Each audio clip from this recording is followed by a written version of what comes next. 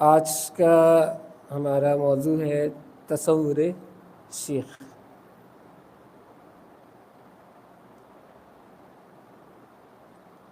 اور انتہائی vast topic ہے یہ، اور یہ وہ ٹاپک ہے کہ جس میں اچھے سینئرز کو کنفیوز دیکھا ہے میں نے کہ وہ کنفیوژن کا شکار رہتے ہیں کہ تصور شیخ کیسے کریں.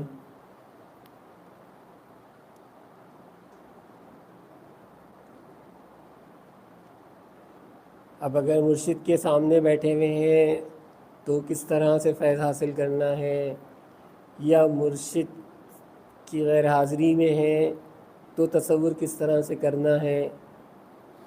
ٹھیک ہے نا.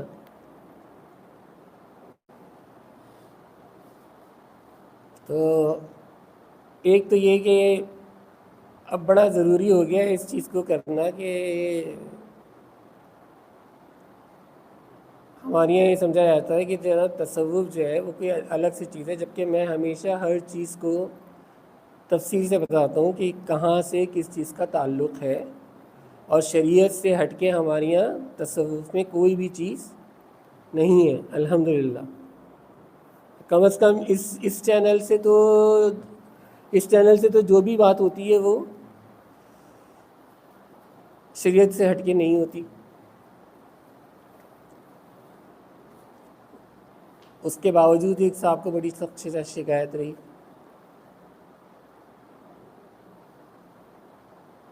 تو میں نے سوچا کہ تھوڑا سا اپنے بچوں کی بھی اور آپ لوگوں کے لیے بھی کلیئر کر دوں تھوڑا سا کانسیپٹ کہ ابتداً ایسا نہیں تھا کہ شریعت اور طریقت جو ہیں وہ الگ الگ کوئی قوانین ہوں، کیونکہ آقا کریم علیہ الصلوۃ والسلام کے جو کام گنوائے گئے اس میں یتلو علیہ آیاتہم و یزکیہم ہے نا،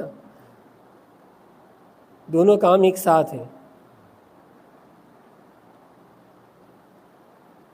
کہ آیتیں بھی تلاوت کر رہے ہیں، اس کی نشانیاں بھی بیان کر رہے ہیں، اور تزکیہ نفس بھی کر رہے ہیں.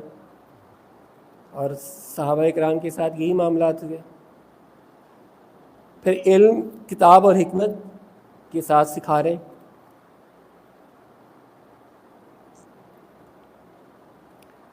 تو علم جو ہے وہ بغیر حکمت کے نہیں سکھایا جا سکتا. کتاب سے علم پڑھایا جا سکتا ہے لیکن سکھایا نہیں جا سکتا ہے نا. تو جب باقاعدہ اس میں قوانین بنے، فقہ کے، حدیث کے، تفسیر کے، ہے نا، باقاعدہ ایک سائٹ پر قوانین بننا شروع ہوئے، تو آہستہ آہستہ پھر کیا ہوا، ابتداً ایسا نہیں تھا لیکن آہستہ آہستہ کیا ہوا کہ پھر ایک دور ایسا آیا کہ صوفیہ ایک طرف ہو گئے اور علماء ایک طرف ہو گئے. یعنی قال ایک طرف ہو گیا اور حال ایک طرف ہو گیا. جبکہ دیکھا جائے تو بغیر قال کے حال ممکن نہیں، اور بغیر حال کے قال مکمل نہیں. ایسا ہے یا نہیں ہے؟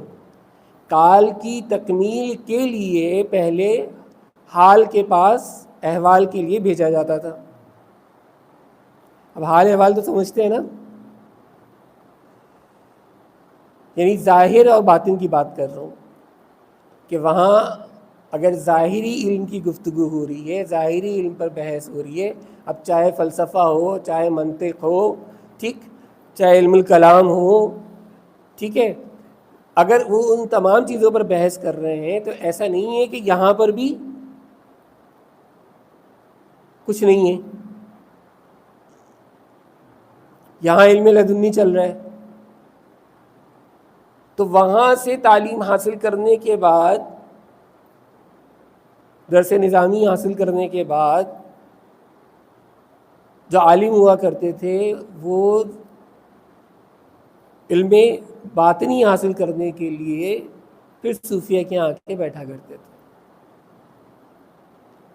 تاکہ جو انہوں نے قال پڑھا ہے اس کا حال جان سکیں، اس احوال تک پہنچ سکیں۔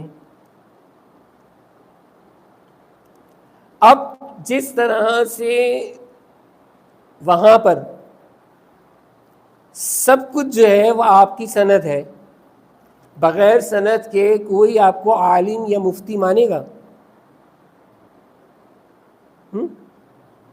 آپ ہزاروں کتابیں پڑھ لیجئے، آپ کہیں گے میں نے سیاستہ پڑھی ہوئی ہے، آپ کہیں کہ میں نے تفاسیر کی جناب جلالین بھی پڑھی ہوئی ہے، بیضاوی بھی پڑھی ہوئی ہے، ٹھیک ہے، اس کے علاوہ جناب فقہ کی کتابوں کے آپ سارے کتابوں کے نام لے لیجئے، چاہے آج کے دور ہوں یا پچھلے دوروں کے، جتنے نام لینے ہیں آپ گنوا دیجئے، کوئی مسئلہ نہیں ہے، لیکن کیا کوئی بھی آپ کو عالم گردانے گا؟ نہیں، جب تک کہ آپ کے پاس کوئی مستند ادارے کی سند نہ ہو۔ کیوں کہ ہر ادارے کا ایک قوانین ہوتے ہیں، وہاں کا ایک سلیبس ہوتا ہے، اس سلیبس کے تحت امتحانات ہوتے ہیں، اور امتحانات کے بعد وہاں سے ایک سند دی جاتی ہے۔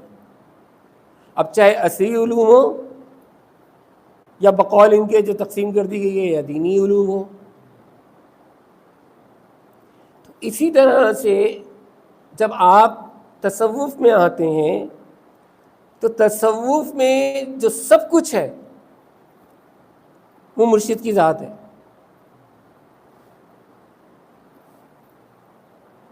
وہ پورا انسٹیٹیوٹ جو ہے، علم کا منبع جو ہے وہ کون ہے؟ وہ مرشد کی ذات ہے۔